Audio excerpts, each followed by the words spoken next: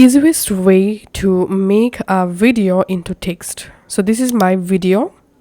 Now select the text tool from this tool panel and write here your text. Now highlight your entire text, and under essential graphics you can increase your text size from here.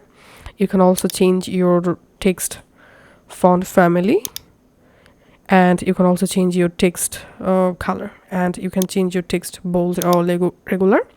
Then select the selection tool, and using this tool you can make your text more bigger, and here you can align the text vertically and horizontally.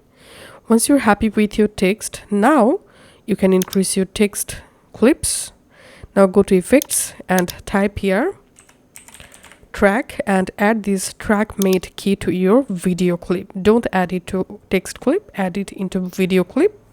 Now under effect controls, under track matte key, here click on this matte drop down, and here my text layer is version 3. So here I have to select version, sorry, my text layer is in version 2. So here I have to select version or video 2, and then as you can see, I've successfully created a video into text.